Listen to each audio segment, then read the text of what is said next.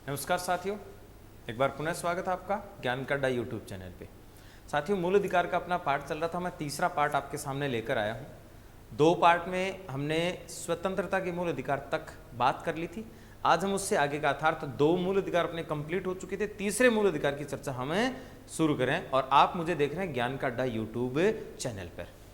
ठीक है सर, शुरू करते हैं। देखो तो भाई, तीसरा जो मूल अधिकार है वो है शोषण के विरुद्ध अधिकार। शोषण के विरुद्ध। अब शोषण के विरुद्ध क्या कह रहा है? देखो, शोषण के विरुद्ध जो मूल अधिकार है यह अनुच्छेद 23 और 24 में है।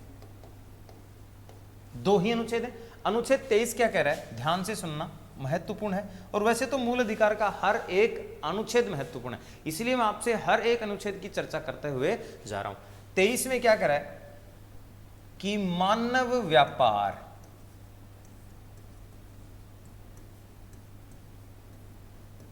बलात् श्रम,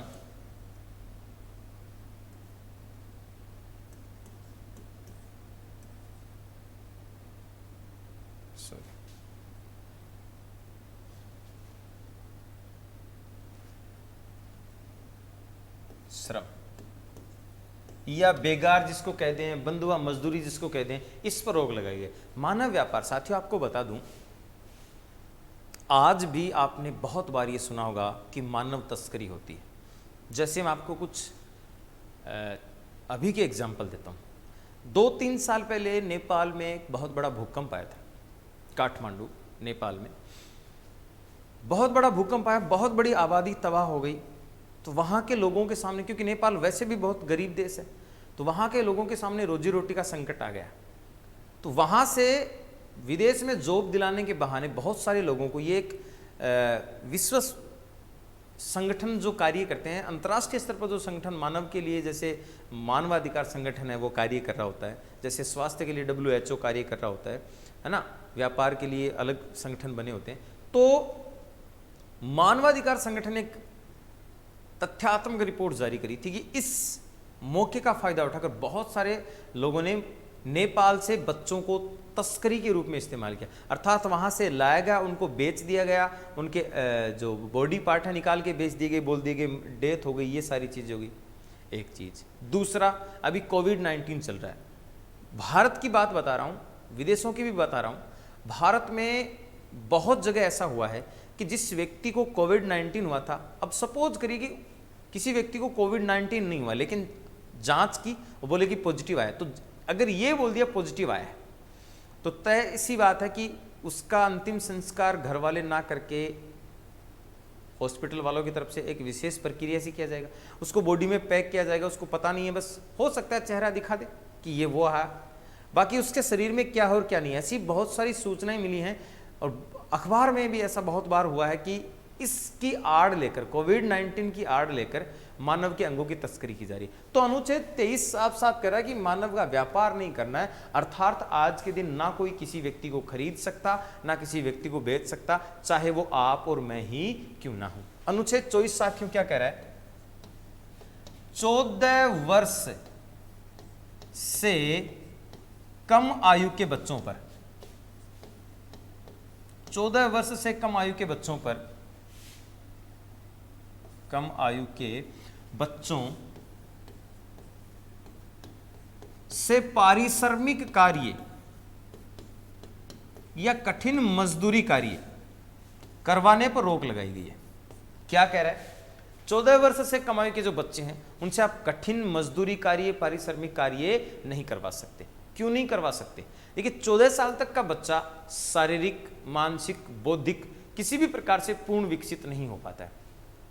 अब अगर वो बच्चा 14 साल से पहले कठिन कार्य, मजदूरी कार्य करने लगेगा, हो सकता है उसकी जान चली जाए, क्योंकि वो छोटा है, अभी पढ़ने तो पाएगा ही नहीं वो बिल्कुल भी, जो उसका हक है। अभी बात करी थी हमने पिछली क्लास में, अनुच्छेद 21A, 14 वर्ष से 6 से 14 वर्ष तक के बच्चों को पढ़ने का हक दिया गया, निःशुल्क रूप से शिक्षा प्राप्त करने का हक दिया गया। तो ये तमाम बातें हैं। तो कह रहा कठिन मजदूरी कार्य नहीं करवा सकते। इसीलिए साथियों आपको एक चीज बता दूं, आपसे एक प्रश्न है, अगर आप जवाब देना चाहें तो कमेंट बॉक्स में जवाब दे सकते हैं। सवाल मेरा यह है कि भारत में बाल श्रम आयोग का गठन कब हुआ था? सवाल दोबारा ध्यान से सुन लें, आप जवाब दे सकते हैं। भारत में बाल श्रम आयोग का गठन कब किया गया था? और अगर आपका जवाब नहीं आ रहे हैं तो मैं आपको बता दूं कि 10 अक्टूबर 2006 को भारत में बाल श्रम आयोग का गठन किया गया था। कि ये एक संस्था है, एक आयोग जो चेक करता है, और बार बार आपने सुना होगा कि यहां से बच्चों को मुक्त करवाया, यहां से बच्चों को मुक्त करवाया। तो बाल श्रम आयोग का गठन 10 अक्टूबर 2006 को भारत में किया गया। यह है शोषण के विरुद्ध अधिकार। यहां एक चीज ध्यान रखेंगे, घर का कार्य मना नहीं है। मैं आपको बता दूं, आप घर जाके अपने छोटे भाई बहन को बोल दो कि मम्मी का काम मत किया कर, पापा काम बोले मत किया कर। घर का काम पारिश्रमिक कार्यों में नहीं आता। हाँ, यह है कि घर पे भी आपको टॉर्चर नहीं कर सकते। चलिए अगला मूल अधिकार देखते हैं, धार्मिक स्वतंत्रता का अधिकार। अपना चौथा मूल अधिकार जो है वो है धार्मिक स्वतंत्रता का मूल अधिकार। धार्मिक स्वतंत्रता क्या कह रहा है? धार्मिक स्वतंत्रता देखिए कहां से कहां तक है, आपको पहले ही बता चुका हूं, पहली क्लास में सारे मूल अधिकारों को एक स्लाइड बना के आपको दिखाया था। पहला मूल अधिकार है धार्मिक स्वतंत्रता का अधिकार, अनुच्छेद 25 से 28 तक। क्या कह रहा है? बहुत ध्यान से सुनेंगे। अनुच्छेद 25 क्या कह रहा है कि अपने अंतःकरण के अनुसार, अपने अंतःकरण के अनुसार, साथियों अंतःकरण का मतलब ये होता है आप अपने मन से, अपनी मर्जी से, अपने अंतःकरण के अनुसार, आप अंतःकरण के अनुसार किसी भी धर्म को मानना, किसी भी धर्म को मानना व अपनाना का अधिकार दिया गया है। ये पहला है। अनुच्छेद 25 क्या कह रहा है? अपने अंतःकरण के अनुसार किसी भी धर्म को मानना अपनाने का मूल अधिकार। अर्थात आप अपने मन से, बिना किसी दबाव से, बिना किसी प्रेशर से, आप अपने मन से किसी भी धर्म को मान सकते हैं और अपना सकते हैं। अब सवाल यह है कि मानना और अपनाना कोई फर्क होता है नहीं होता? तो साथियों बिल्कुल फर्क होता है। क्या फर्क होता है? देखो, मैं हिंदू धर्म में पैदा हुआ, लेकिन मैं चाहता हूं कि मैं सिख धर्म को मानूं। मानने का मतलब क्या है? मैं हिंदू धर्म के कार्यकलाप ना करके सिख धर्म के कार्यकलाप करता हूं। जैसे मैं गुरुवाणी सुनता हूं, गुरुद्वारे जाता हूं, वहां गुरुद्वारे में गुरुवाणी पाठ करता हूं। मैं मंदिर नहीं जाता, मैं भगवान को ना मान के गुरु नानक देव की स्तुति करता हूं। तो लोग ये कह सकते हैं कि मैं हिंदू धर्म में हूं, लेकिन मेरा मानना किसको है? सिख धर्म को है। समझ पा रहे? नहीं पा रहे? एक दिन मैंने मानने के बाद मैंने अपना धर्म परिवर्तन कर लिया और मैं सिख धर्म को अपना बैठा। मैंने मान लिया, मैंने ओढ़ लिया, मैंने पहन लिया उसको कि अब मैं सिख बन गया। समझ पा रहे हैं बात को? तो ये ध्यान देंगे बात को, किसी भी धर्म को मान सकते हैं और अपना सकते हैं। अब यहां पे एक बहुत महत्वपूर्ण बात आपको बता रहा हूं, नोट के रूप में आप ध्यान रखेंगे। सिख वर्ग की चर्चा मैंने क्यों की है? सिख वर्ग को इसके तहत कृपाण धारण करने का अधिकार दिया गया। कृपाण धारण करने का अधिकार। साथ ही आप एक चीज का ध्यान देंगे, सिख धर्म में गुरु नानक देव ने 5 नियम बताए थे कि किसी भी सिख को ये 5 चीजें फॉलो करनी चाहिए। क्या क्या चीजें थी 5? उन्होंने कहा था केस, कंघा, कच्छा, कड़ा और कृपाण। ये 5 क्या बताए थे उन्होंने कि 5 चीजें सिख व्यक्ति को धारण करनी चाहिए। अब किसी भी देश में, पहले भी बता चुका हूं, बार बार चर्चा कर रहा हूं, किसी भी देश का संविधान जो उसकी सामाजिक परिस्थितियों के मद्देनजर बनाया जाता है। अब जब ये सिख धर्म की धार्मिक मान्यताएं हैं तो भाई धार्मिक मान्यता को तो अपन रोक नहीं सकते। तो केवल सिख वर्ग को कृपाण धारण करने का अधिकार। याद रखें, सिख व्यक्ति ने अगर कृपाण, जिसको आप तलवार कह सकते हो, कृपाण थोड़ी छोटी होती है एक्चुअली में, तलवार थोड़ी बड़ी होती है, शब्द हमें कृपाण ही ध्यान रखना है। अगर मान लो किसी ने लगा रखा है, जैसे सामान्य और किसी भी धर्म का व्यक्ति तलवार लेके बाजार जा रहा है तो उसे अवैध हथियार माना जाएगा, लेकिन अगर सिख ने कमर में लगा रखा है तो वो उसकी धार्मिक मान्यता मानी जाएगी। साथियों, तो कृपाण धारण करने का अधिकार। अब 5 नियम थे, केस भी था उसमें। अब केस धारण करेगा, बड़े केस रखते हैं सिख मोस्टली, तो उसके ऊपर पगड़ी भी होगी। तो कह रहा है कि ट्रैफिक के अनुसार उसको हेलमेट पहनने की अनिवार्यता नहीं है, क्योंकि अगर वो हेलमेट पहनेगा तो पगड़ी से तो हेलमेट लगना नहीं, पगड़ी के ऊपर थोड़ी हेलमेट लगाएगा।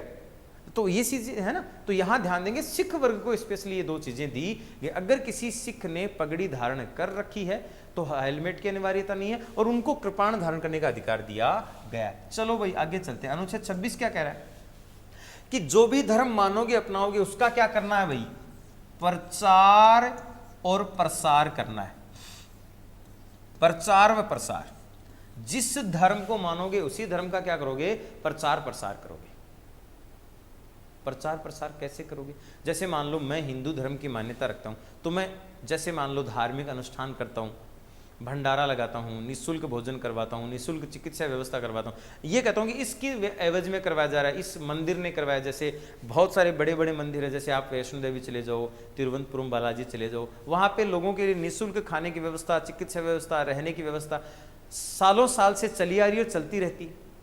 ये धार्मिक कार्य होते हैं। तो आप अपने धर्म के प्रचार प्रसार के लिए धार्मिक कार्य कर सकते हो, धार्मिक संपत्ति की अभिवृद्धि कर सकते हो, धर्म का प्रचार प्रसार करोगे और धार्मिक संपत्ति अर्जित करोगे, धार्मिक संपत्ति।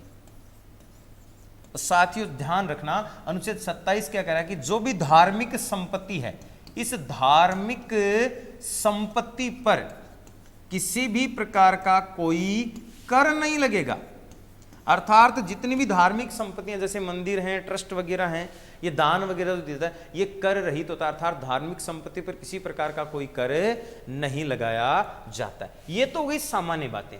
दोबारा देख लें एक बार, धार्मिक संपत्ति, धर्म का प्रचार प्रसार करोगे अपने अंतःकरण के अनुसार, किसी भी धर्म को धार्मिक संपत्ति पर कर नहीं लगेगा। अब देखो भाई क्या कह रहा है कि ये इतनी चीजें होने के बाद, तमाम चीजें होने के बावजूद भी कह रहा है कि आप किसी भी सरकारी, ध्यान से सुनेंगे, या मैं कह दूं गैर सरकारी, सरकारी या फिर गैर सरकारी, या मैं कह दूं अर्ध सरकारी, अर्ध सरकारी विद्यालयों में, किसी भी प्रकार के विद्यालय की बात कर रहा हूं, किसी भी प्रकार के सरकारी, गैर सरकारी या फिर अर्ध सरकारी विद्यालयों में धार्मिक शिक्षा देने पर पूर्णतः रोक लगाई गई है।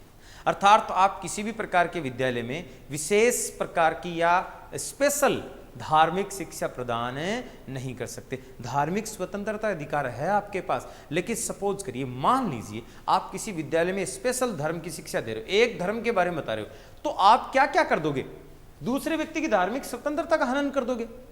आप अनुच्छेद 14-15 में जाइए, समानता के अधिकार में साफ साफ लिखा, जाति के आधार पे, धर्म के आधार पे भेदभाव नहीं किया जाएगा।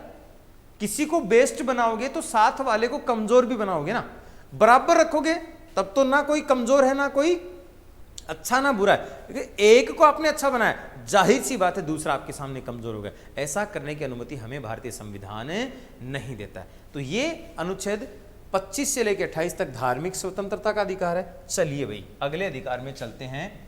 5वां जो मूल अधिकार है, शिक्षा व संस्कृति का अधिकार। शिक्षा व संस्कृति का अधिकार क्या कह रहा है, कहां से कहां तक है, अनुच्छेद 29 और 30 में। यह अनुच्छेद 25 से थोड़ा आगे बढ़ा रहा है, हमें 25 से थोड़ा आगे लेके जाता है। क्या कह रहा है, देखो भाई, अनुच्छेद 29 कह रहा है कि प्रत्येक वर्ग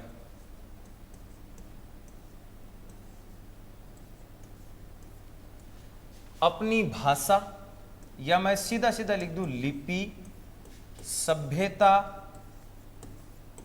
या संस्कृति को सुरक्षित व संरक्षित करने का अधिकार। क्या करना है, सभ्यता व संस्कृति को सुरक्षित व संरक्षित करने का अधिकार। अब पहला सवाल तो है कि सुरक्षित और संरक्षित कैसे करेंगे, सभ्यता व संस्कृति की बातें क्या करेंगे। तो हर एक देश में, हर एक समाज में, हर दुनिया के किसी भी कोने में चले जाइए, हर धर्म की क्या होती हैं, हर समाज की क्या होती है, सभ्यताएं होती हैं, उनके रीति रिवाज होते हैं, उसकी संस्कृति होती है। जैसे हमारी संस्कृति क्या है, हम क्या खाते हैं, रीति रिवाज क्या हैं, सामाजिक परंपराएं क्या हैं, शादी ब्याह के बंधन क्या हैं, या सामाजिक संस्कार क्या हैं। जैसे 16 संस्कार हमारे माने जाते हैं, 16 श्रृंगार हमारे माने जाते हैं। तो ये तमाम बातें हैं, समझ रहे हो बात को। तो आप अपनी लिपि लिखने की बातें कर रहे हैं। यहां मैं आपको एक एग्जाम्पल देना चाहूंगा। सभ्यता संस्कृति को आप सुरक्षित करेंगे तो आने वाली जो पीढ़ियां होंगी, क्या पता कल हम रहे ना रहे, लेकिन हमारी सभ्यता संस्कृति हमेशा रहे, सदा सदा दुनिया के सामने, सनातन रूप से दुनिया के सामने आए, तो हमें क्या करना होगा, उसको सुरक्षित और संरक्षित करना होगा। साथियों, आप इतिहास की बातें करते हैं, थोड़ा सा आपको इतिहास में लेके चलता हूं बीच में। निश्चित रूप से आप किसी भी कंपटीशन की तैयारी क्यों ना करें, अगर आप राजस्थान लेवल की, जैसे मैं कह दूं, हालांकि आजकल तो वहां भी होगा, जैसे मैं कह दूं राजस्थान लेवल की बात करें, तो पहले देखो क्या था कि राजस्थान लेवल में इंडिया हिस्ट्री नहीं आता था, भारतीय इतिहास नहीं पूछा जाता था। लेकिन अभी पटवार की बात करूं, राजस्थान पुलिस की बात करूं, तो भारतीय इतिहास का कुछ पार्ट उसमें शामिल हो गया। तो अब आप चाहे रेलवे की तैयारी करें, चाहे एसएससी की तैयारी करें, चाहे सेकंड ग्रेड फर्स्ट ग्रेड कुछ भी पढ़ रहे हैं, चाहे राजस्थान पुलिस पढ़ रहे हैं, आपको भारतीय इतिहास का सामान्य जानकारी पूछी जाती है। इतिहास शब्द जैसे ही आता है, जब भी हम इतिहास पढ़ना शुरू करते हैं, तो सबसे पहले कोई भी टीचर दुनिया में, या खास करके हिंदुस्तान में, खास करके राजस्थान में, कोई भी टीचर पढ़ाना शुरू करता है इतिहास को, तो मेरे हिसाब से वो सभ्यताओं से शुरू करता है। पहला पार्ट मोस्टली सभ्यता ही लिया जाता है, इससे पहले वो इतिहास के बारे में बता सकते हैं। अब सभ्यता की बात जैसे ही आती है, राजस्थान में अगर आप हैं तो सबसे पहले कालीबंगा सभ्यता शुरू करेंगे हम, और अगर आप भारतीय इतिहास पढ़ रहे हैं तो सबसे पहले सिंधु घाटी सभ्यता। ये फेमस टॉपिक है, सबने पढ़ा है निश्चित रूप से। मैं आपसे एक सवाल कर रहा हूं, सिंधु घाटी सभ्यता आज जिस परिवेश में, जिस समाज में हम रह रहे हैं, उससे कई गुना बड़ी थी, कहीं उन्नत थी। उनके पास कौन सी टेक्निक थी कि उन्होंने इतने बड़े बड़े भवन बना दिए, जैसे दुर्ग बने। राजस्थान में बहुत सारे दुर्ग बने, आज भी आप देखेंगे, आप सोनार किले चले जाइए, जैसलमेर में है ना, बिना चुने पत्थर का दुर्ग। बताओ, इतने बड़े बड़े 2-2, 3-3, 5-5 टन क्विंटल के पत्थर और इतनी बारीक नक्काशी। अब उस समय तो क्रेन वगैरह तो थे नहीं, कैसे वहां पहुंचाए गए? कहते हैं लोहे की टांगे वहां लेके जा सकते हैं, तो क्या उनके पास लोहे की टांगे थी? नहीं, उनके पास टेक्निक हमसे अच्छी थी, आज की विज्ञान से बेहतर उनके पास था, इसलिए तो उन्होंने ऐसी ऐसी चीजें कर दी, आज हम नहीं कर पा रहे हैं वो चीजें। तो समझना। अब मुद्दे पर आते हैं, आपसे सवाल करूं कि सिंधु घाटी सभ्यता नष्ट कैसे हुई थी, इसके बारे में क्या आप मुझे सटीक बता सकते हैं? अब जो भी आपने पढ़ा होगा मैं ही बता देता हूं। आपने पढ़ा होगा भूकंप से नष्ट हुई, आपने पढ़ा होगा महामारी से नष्ट हुई, आपने पढ़ा होगा बाढ़ से नष्ट हुई। मैं तो नहीं मानता, क्योंकि सभी के साक्ष्य मिले और सभी चीजें एक साथ तो हुई नहीं, पता नहीं कैसे नष्ट हुई होगी। लेकिन वहां की जो लिपियां हमें मिली हैं, जिनके आज तक दुनिया का कोई भाषा वैज्ञानिक पढ़ नहीं पाया, अगर वो लिपियां हम पढ़ लेते तो साथियों निश्चित रूप से हमें पता चल जाता कि सिंधु घाटी सभ्यता नष्ट कैसे हुई थी। यही हमें सुरक्षित करना है, यही हमें संरक्षित करना है, ताकि हमारी शिक्षा और संस्कृति बची रहे। ये तो वही बात वही सबके लिए। अब अनुच्छेद 30 क्या कह रहा है कि अल्पसंख्यक वर्ग, अल्पसंख्यक वर्ग। अब पहला सवाल यह कि अल्पसंख्यक वर्ग कौन से, किसे आप अल्पसंख्यक कहेंगे? फिर वही शब्दों की बात, अल्प का मतलब कम होता है, संख्यक का मतलब संख्या में, अर्थात जिन वर्गों की संख्या बाकी वर्गों की संख्या के मुकाबले बहुत कम है, उन्हें हम अल्पसंख्यक वर्ग कहते हैं।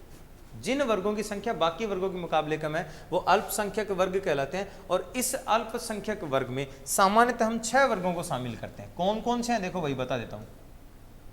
सबसे बड़ा अल्पसंख्यक वर्ग है मुस्लिम, उसके बाद सिख वर्ग है, फिर ईसाई, बौद्ध, पारसी और नवीनतम जो बनाया गया था वो जैन। ध्यान देंगे कितने अल्पसंख्यक वर्ग हैं? 6 हैं, मुस्लिम, सिख, ईसाई, बौद्ध, पारसी और जैन। 6 अल्पसंख्यक वर्ग हैं। भारतीय वैसे राज्यों में अलग अलग श्रेणियां भी हो सकती हैं, सामान्य चर्चा आपके साथ कर रहा हूं कि 6 अल्पसंख्यक वर्ग हैं। कह रहा है कि प्रत्येक अल्पसंख्यक वर्ग द्वारा अपनी विशेष धार्मिक विद्यालय स्थापित करने का अधिकार दिया गया है। अब आप मुझसे प्रश्न करेंगे कि सर अनुच्छेद 28 में आपने ये कहा था कि किसी भी धार्मिक विद्यालय में स्पेशल शिक्षा नहीं दी जा सकती, किसी भी सामान्य विद्यालय में धर्म विशेष की शिक्षा नहीं दी जा सकती। और अब आप कह रहे हो कि अल्पसंख्यक वर्ग, बस यहीं आ जाओ। मैं ये नहीं कह रहा कि सामान्य विद्यालय, मैं क्या कह रहा हूं कि यदि कोई वर्ग अल्पसंख्यक है, संख्या में बहुत कम है, तो उस वर्ग की धार्मिक सभ्यता संस्कृति की रक्षा हेतु विशेष धार्मिक विद्यालय खोले जाएंगे। जैसे आप एग्जाम्पल के लिए, उदाहरण के लिए मदरसा पढ़ सकते हैं। बौद्ध या जैन धर्म हैं, जैसे मठ होते हैं, बौद्ध भिक्षु होते हैं, ये सामान्यतः साधु संत होते हैं। ये जो शिक्षा दी जाती है ये सामान्य विद्यालय में ना होकर विशेष धार्मिक विद्यालय की शिक्षा। जैसे मदरसा है तो मुस्लिम वर्ग के लोग ही पढ़ेंगे, वो सामान्य विद्यालय ना होकर एक अलग विद्यालय बनाया जाता है। वहाँ सामान्य डिग्री ना होकर अलग डिग्री होती है, उसका ड्रेस कोड अलग होता है, उसकी बातें अलग होती हैं, सिलेबस अलग होता है, और वहाँ पढ़ाने का तरीका अलग होता है। और केवल वहाँ उसी धर्म के व्यक्ति पढ़ाने वाले होंगे और उसी धर्म के बच्चे होंगे। ये विशेष धार्मिक विद्यालय, क्योंकि ये संख्या में बहुत कम है तो इनके नष्ट होने का खतरा ना हो, इसलिए इनको अपनी सभ्यता संस्कृति को बचाए रखने के लिए विशेष धार्मिक विद्यालय स्थापित किए जाएंगे। ये अनुच्छेद 30 की बात है। अब यहां एक सवाल पूछा गया था सेकंड ग्रेड में कि अल्पसंख्यक वर्ग में कौन कौन से वर्ग आएंगे। तो एक तो बात रखेंगे भाषाई और दूसरे धार्मिक, अर्थात अल्पसंख्यक वर्ग में भाषा और धर्म के आधार पर शामिल किए जाते हैं। अल्पसंख्यक में भाषाई लोग भी शामिल हो सकते हैं और धार्मिक लोग भी, भाषा के रूप में और धर्म के रूप में। ये अल्पसंख्यक वर्ग की बातें, केवल अल्पसंख्यक वर्गों को यह अधिकार दिया गया। ये था अपना 5वां अधिकार। और लास्ट और छठा अपना जो मूल अधिकार है उसको हम शुरू करते हैं, संवैधानिक उपचारों का अधिकार। छठा जो मूल अधिकार है वो क्या कह रहा है, संवैधानिक उपचारों का अधिकार।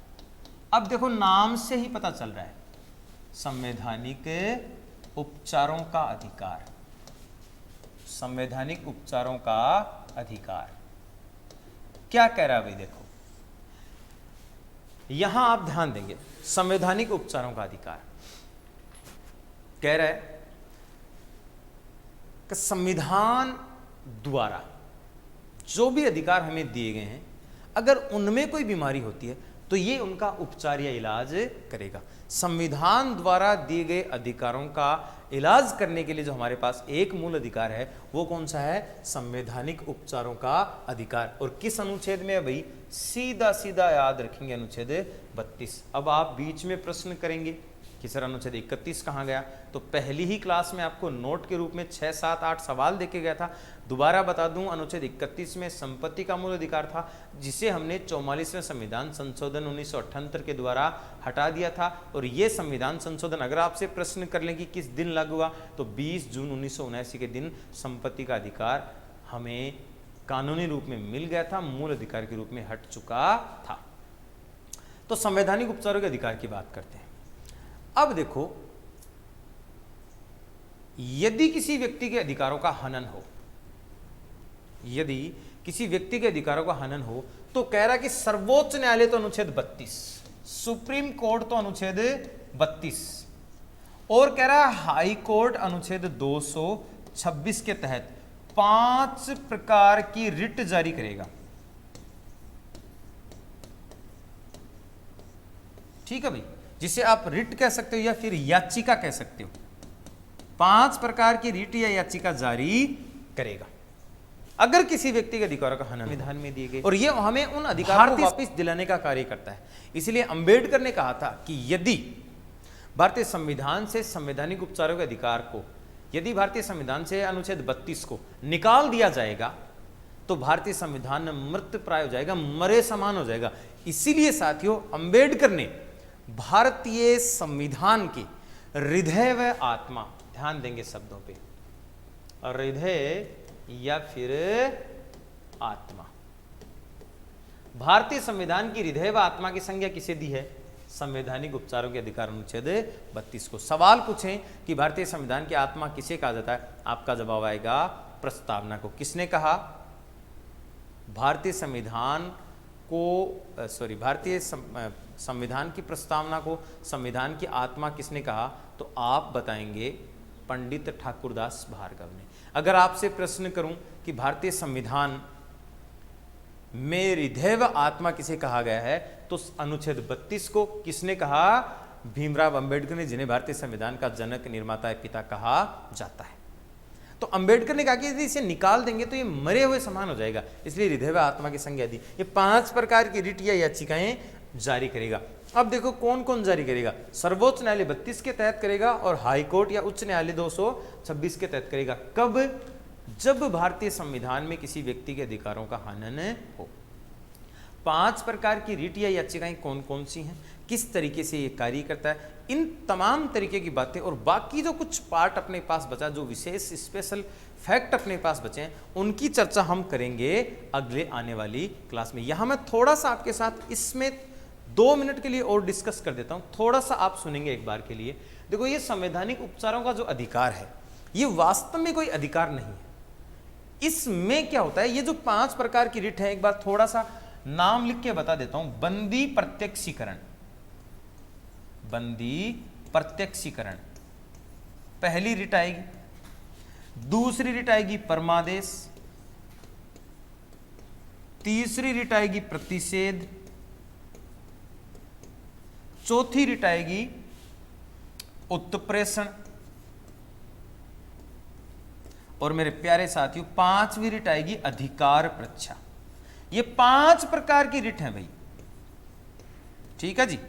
ये 5 प्रकार, ये कोई अधिकार ना होकर इसमें कार्य करने की बात है। जो 5 ऊपर जो मूल अधिकार हैं, यदि उनका हनन होगा तो हम किस तरीके से हनन हो रहा है, किस श्रेणी का हनन हो रहा है, तो हम जो भी हमें लगेगा उस प्रकार की रिट जारी करेंगे। अगली क्लास में, अगले लेसन में हम चर्चा करेंगे कि यदि किसी व्यक्ति को गिरफ्तार किया गया तो कौन सी रिट जारी करेंगे, यदि किसी व्यक्ति को सरकारी नौकरी के साथ गलत किया जा रहा है तो कौन सी रिट जारी करेंगे, यदि कोई न्यायालय गलत कर रहा है तो कौन सी रिट जारी करेंगे, यदि कोई सरकारी कार्य व्यक्ति नहीं कर रहा है तो कौन सी रिट जारी करेंगे। तमाम तरीके की अलग अलग बातें हम करेंगे। तो आप आज तक के लिए इतना ही ध्यान रखें, यहाँ पे 2 सवाल बहुत महत्वपूर्ण है संवैधानिक उपचारों के अधिकार को। अब यहां से प्रश्न देखो कैसे आएगा।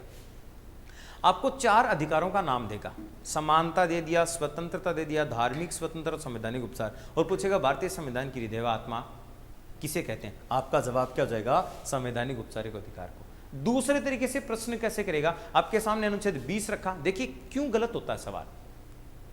आपने पढ़ लिया कि अनुच्छेद 20 और 21 बहुत महत्वपूर्ण है, ये कभी भी हट नहीं सकते। बंदे ने ऑप्शन क्या क्या दिए, लिखा कि भारतीय संविधान की आत्मा व हृदय किस अनुच्छेद को कहते हैं। अब बंदे ने ऑप्शन दे दिया 20, बंदे ने ऑप्शन दे दिया 21, एक ऑप्शन दे दिया आपको अनुच्छेद 32। अब आपने 21 में पढ़ा कि प्राण और दैहिक स्वतंत्रता, बताया मैंने अभी थोड़ी देर पहले। तो अब आप, पिछली क्लास में हमारी चर्चा हुई थी, अब आप क्या करोगे, 21 आपको दिखाई दिया और 21 आप बता दोगे, क्योंकि आपको तो लगता है प्राण और दैहिक स्वतंत्रता, बाबू से बड़ा तो कोई है ना, थाना था मेले बाबू ने, याद है क्या। तो सुनो, तो आप 21 मत बता देना, अनुच्छेद 32 है भाई। अगर आपसे, क्यों दोहरा रहा हूं बार बार, यहां गलतियां होती हैं और गलतियां जब तक हम दूर नहीं करेंगे तब तक ठीक नहीं हुआ। तो आपसे सवाल करेगा कि किस अनुच्छेद को हृदय व आत्मा कहा जाता है, तो 32 बताना है। आप बाबू सोना के पास मत चले जाना, वरना सवाल गलत हो जाएगा। समझ पा रहे हो, देखना भैया आपके साथ, है ना। तो बाकी बातें करेंगे अगली क्लास में, और फिर वही बातें। अगर आपको लगे कि ठीक पढ़ाया है तो करें, लाइक शेयर दब के करें, फिर तो दबा के करें, और अगर नहीं लगे तो निकल जाइए। धन्यवाद।